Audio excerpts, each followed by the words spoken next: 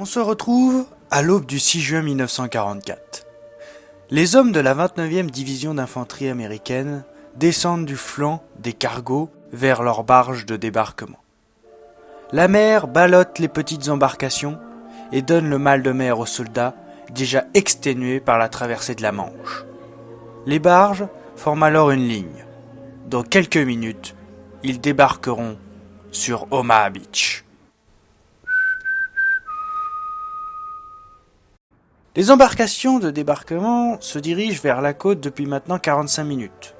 Pour former une vague d'assaut cohérente, elles s'alignent et forment une ligne à 4 km de la plage. Mais voilà que les problèmes commencent. Les barges subissent le courant est-ouest de la mer, ce qui fait que très peu d'entre elles touchent le sable normand dans le secteur prévu. Seules les barges les plus à l'ouest, protégées du courant grâce à la pointe de la percée, arrivent dans leur bon secteur. Pendant leur traversée, passent au-dessus de la tête des GIs les obus de l'artillerie navale qui s'abattent sur les positions allemandes. Ce barrage fut déclenché après le bombardement aérien qui ne fut pas une réussite, les bombes tombant trop loin dans les terres. Les obus n'eurent pas meilleurs effets. De loin, il s'agissait plus d'un beau spectacle son et lumière, rassurant les soldats s'approchant de la côte.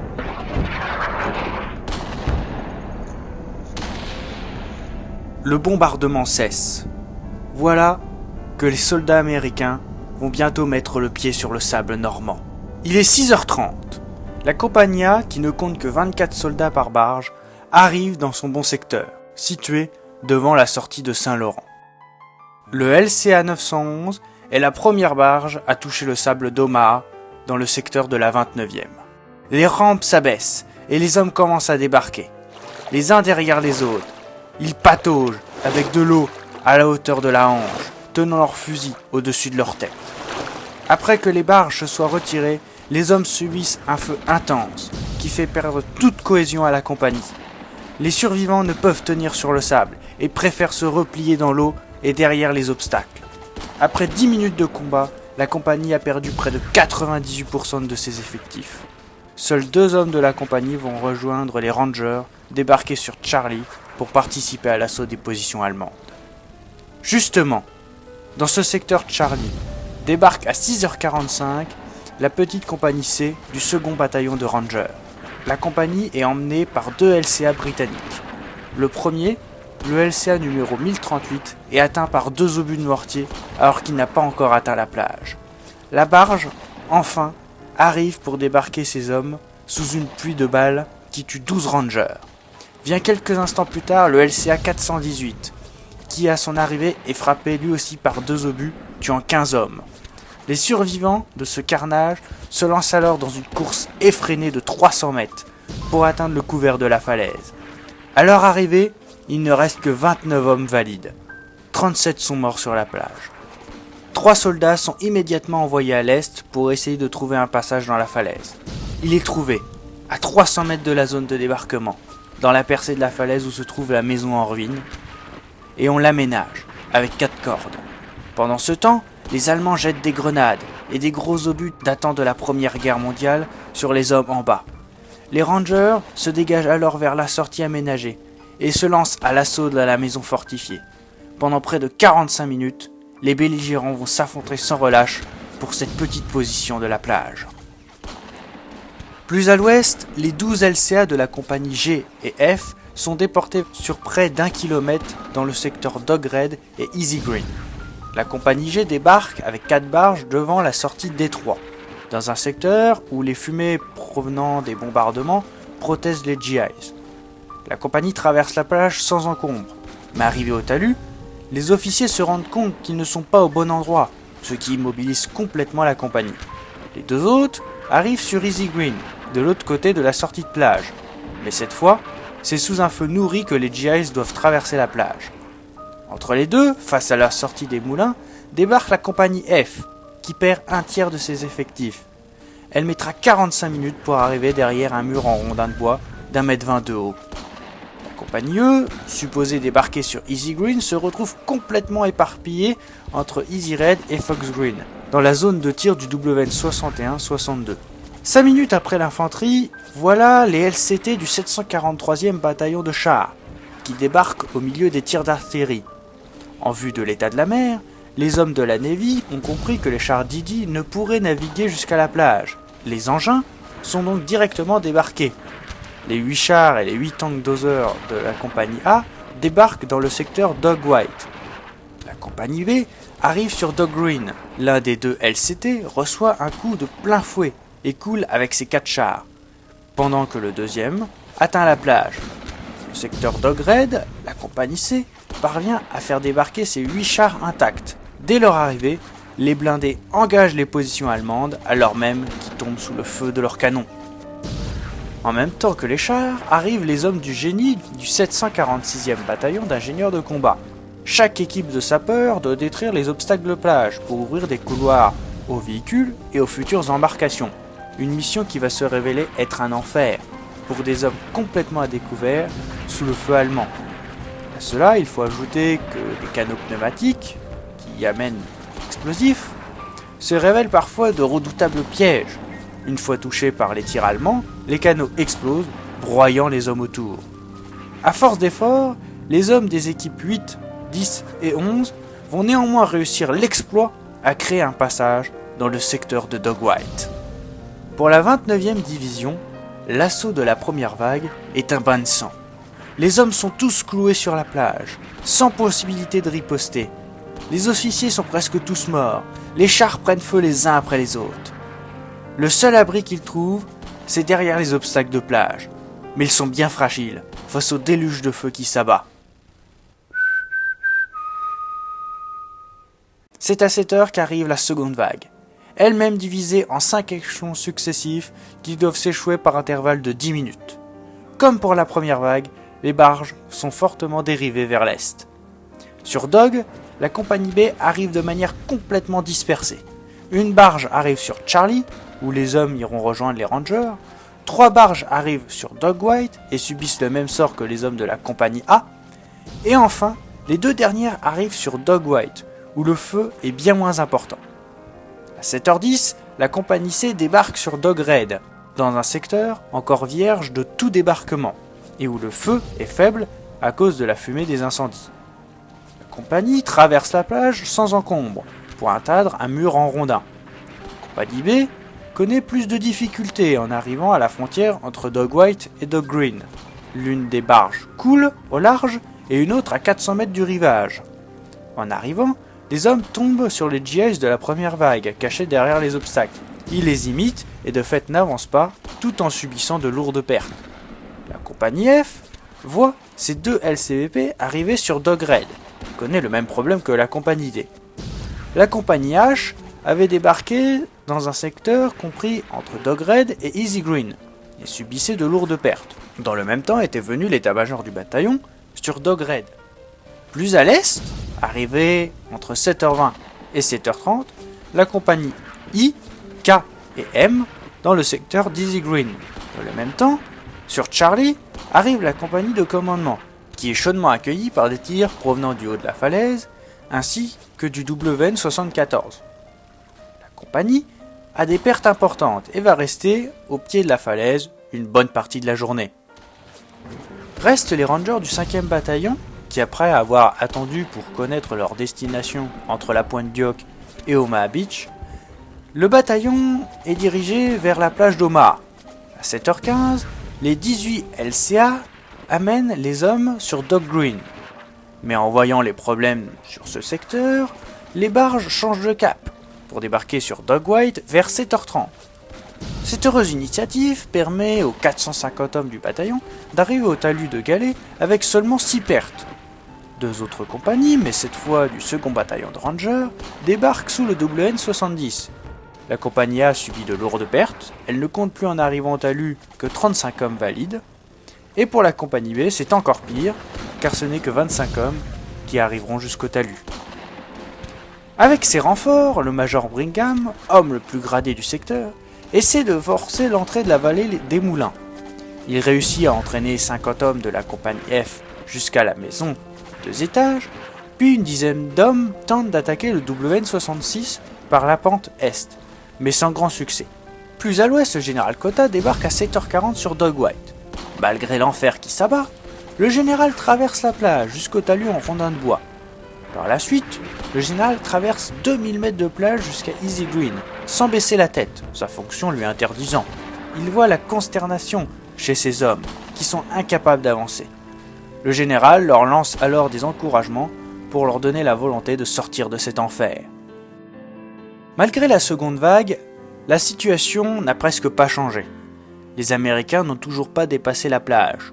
Pour ajouter à la confusion, la deuxième vague arrive avec beaucoup de véhicules qui s'entassent le long du rivage, offrant des cibles aux défenseurs. Les chars, les half-tracks, les camions, les jeeps brûlent, faisant de la plage une immense décharge en feu. Au large, le général Bradley envisage de réembarquer les survivants pour les redéployer sur Utah et Gold. Cependant, le haut commandement, en vue de l'inexistence des communications, se retrouve avec peu d'informations sur la situation, excepté celles que leur offrent leurs jumelles. Sur Easy Green, les hommes de la compagnie K commencent à avancer par section de 30 hommes. En gravissant la pente, les hommes sont pris sous le feu allemand. 18 GIs sont tués durant leur ascension. En arrivant en haut, les combats redoublent d'intensité, mais finalement les Américains arrivent à repousser les Allemands et à prendre le WN-66. Juste derrière les combats, les hommes du génie déminent l'espace devant le WN-67 et ouvrent une vaste brèche dans les barbelés, ce qui permet à 400 hommes de la compagnie D, K, L et M de grimper sur le plateau pour se préparer à l'assaut. Sur Dogwhite, le général Cotta s'est installé dans le secteur faiblement défendu, entre le WN-70 et le WN-68. Il dispose de la compagnie C et du 5e bataillon de Rangers, une force d'environ 570 hommes.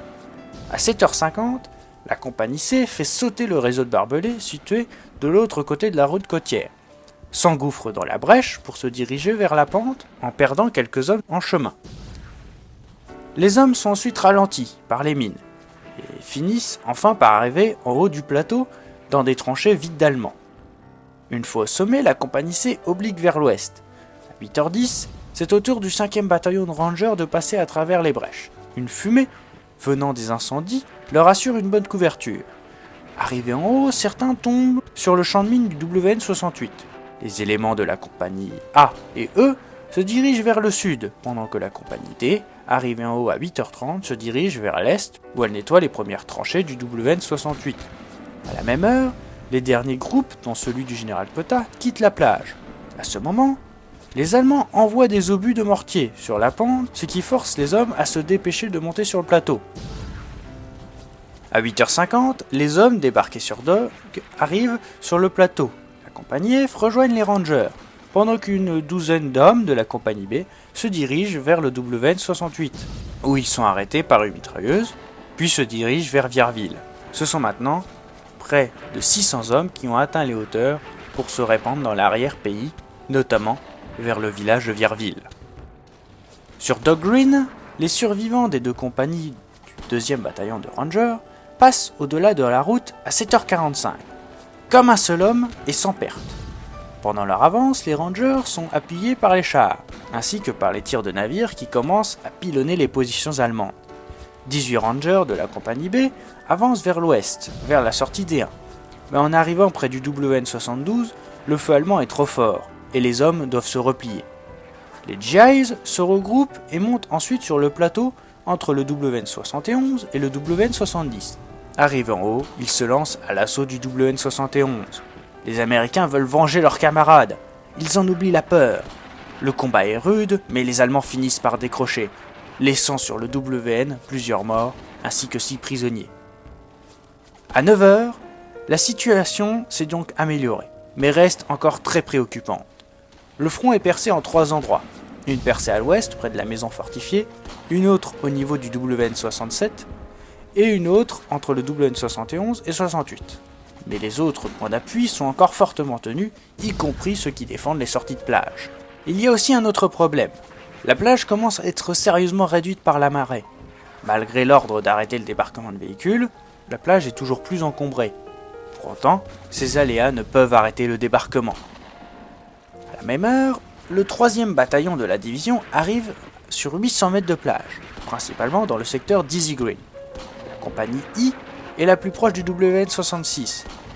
À l'arrivée au talus de Galets, elle s'empresse d'ouvrir 2 brèches dans les barbelés pour ensuite s'engouffrer dans la partie marécageuse, avant de commencer à gravir la pente à l'est du point d'appui, où les quelques Allemands encore sur le point sont bien trop occupés à défendre la sortie de plage plutôt qu'à leur tirer dessus. La compagnie K, qui a débarqué à l'est de la compagnie I, est un peu plus gênée par les mines au-delà du talus, par quelques tirs sporadiques, mais elle finit par atteindre le sommet du plateau au prix de 20 pertes. En haut, elle tombe sur des éléments de la compagnie G, qu'elle emmène dans sa progression vers le sud. Après 200 mètres de marche, les GI sont arrêtés par des tirs de mitrailleuses. La compagnie M débarque en face du WN65. Elle subit des tirs intenses avant d'atteindre le chemin creux, duquel elle installe 4 mitrailleuses et 2 mortiers afin de faire feu sur le point d'appui. Au large, le général Bradley est très inquiet de la situation sur Omaha et envisage sérieusement de réembarquer. Le général tente alors un dernier coup de poker et ordonne à 9h20 un nouveau tir de barrage sur les positions allemandes. De nouveau, la côte se voit écrasée sous un déluge de feu et d'acier, broyant tout sur son passage, empêchant les Allemands comme les Américains de poursuivre le combat. Chaque soldat ne tente plus que de survivre dans cet enfer. Le feu se concentre surtout sur les sorties E1 et D1, là où les Américains ont le moins avancé. Juste après le bombardement, le WN-72 est canonné par 3 Sherman, mais les quelques soldats qui peuvent approcher le point n'ont pas encore la force suffisante pour le prendre. Pèse maintenant un nuage de fumée qui obscurcit complètement la côte. Le WN-71 et 73 sont particulièrement touchés. Et partout des cratères ont retourné le terrain. Sur la sortie D1, le Texas, avec ses obus de 356 mm, essaie de faire sauter le mur anti-char, mais sans grand résultat. Juste après la fin du barrage, les soldats allemands de nouveau surgissent de leur abri pour continuer à se battre. Il est maintenant 10h. Sur la sortie de plage E1, le bunker abritant un canon de 50 mm est encore en activité, mais le WN-65 commence à être en danger.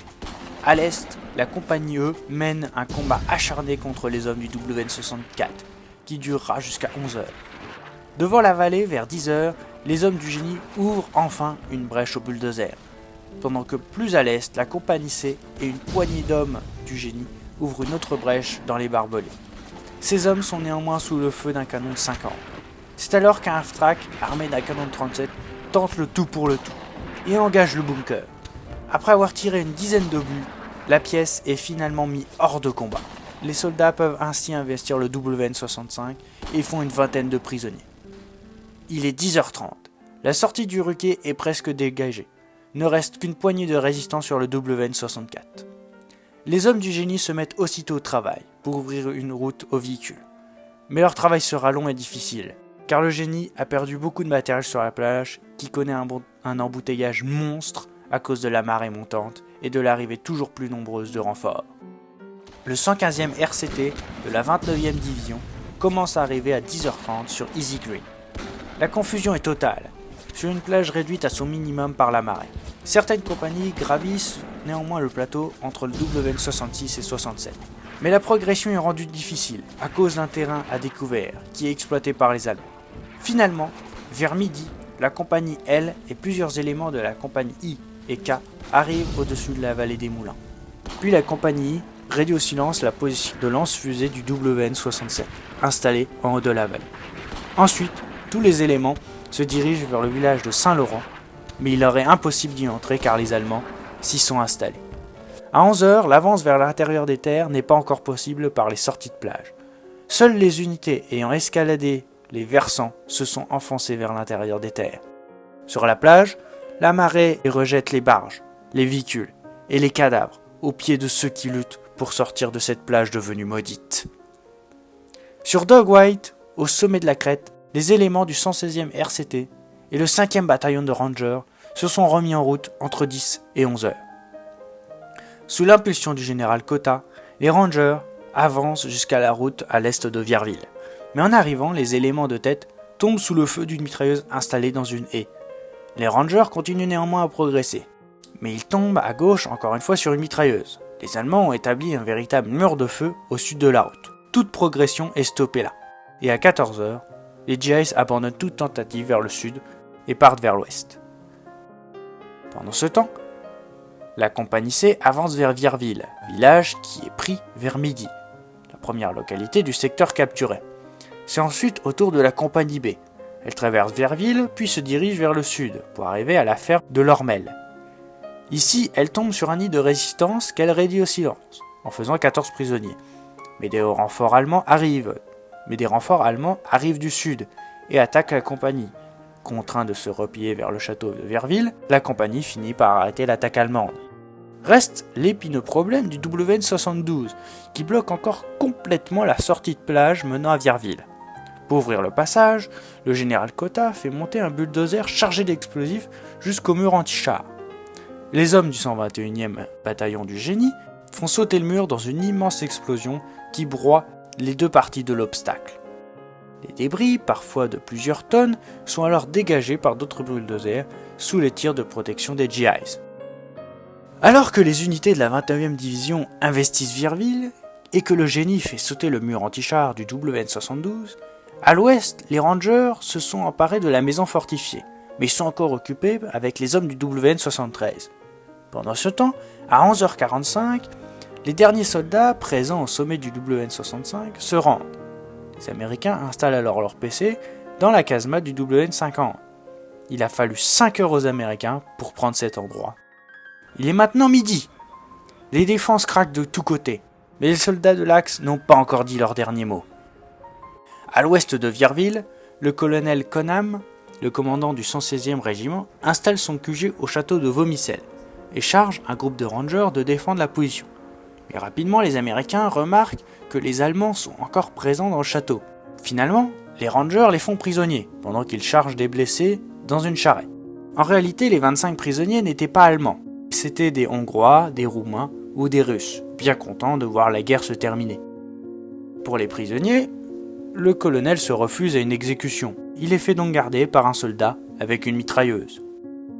Il est maintenant 14h. Saint-Laurent est toujours aux mains de 150 Allemands. Les Américains entreprennent d'enlever des sorties de plage tout ce qui peut gêner à la progression des chars. Les fantassins qui sont en tête sont accueillis dans la localité par des tirs de mortier qui causent quelques pertes. Le village leur résistera jusqu'au lendemain. À 15h, la marée est sur sa phase descendante, laissant les morts et les carcasses de véhicules à moitié ensablées. Le balai du débarquement continue pourtant sans interruption. De plus, la plage ne subit plus que quelques tirs sporadiques, ce qui facilite grandement les choses. Les Américains ont définitivement percé les défenses du mur de l'Atlantique et progressent maintenant à l'intérieur des terres, pendant que les Allemands se replient parfois en désordre. En fin d'après-midi, la sortie des moulins est ouverte aux véhicules, mais ils n'auront pas le temps d'intervenir dans Saint-Laurent. Les Allemands ne sont certes plus abrités dans leur blocos du mur de l'Atlantique, mais ce n'est pas pour autant qu'ils se sont arrêtés de se battre. Les quelques forces présentes dans le secteur réalisent l'exploit de fixer sur une mince bande de terre les forces américaines. Juste avant 19h, la sortie D1 devant Vierville est ouverte par les véhicules qui peuvent remonter vers la localité. Dans le même temps, une grande tente sanitaire est installée en dessous du WN-71 pour traiter les très nombreux blessés qui vont bientôt être transférés sur les navires pour être rapatriés dans les hôpitaux de Grande-Bretagne. À la tombée de la nuit, les hommes de la 29e division occupent la partie nord, sud et est du village de Saint-Laurent. Ils occupent complètement la localité de Vierville. Le WN-73 est définitivement occupé par les Rangers dans la soirée. Les hommes de la 29e division, pour leur première expérience du feu, ont vécu un véritable cauchemar. Sur une journée de combat, ils ont à peine progressé sur 1 km, et tout cela au prix de 608 pertes, 341 tués et 241 blessés, ainsi que 26 disparus. À cela, il faut ajouter les pertes des hommes du génie, qui s'élèvent à près de 40%, plus les pertes subies par les autres régiments débarqués dans la journée. On peut donc estimer les pertes à un total de près de 1500 hommes pour le secteur de la 29e division. Si cette journée s'est révélée être un enfer, il ne s'agissait que de l'entrée. Car maintenant les Américains vont découvrir la terrible réalité de la guerre dans ce que l'on va bientôt appeler la bataille de Normandie.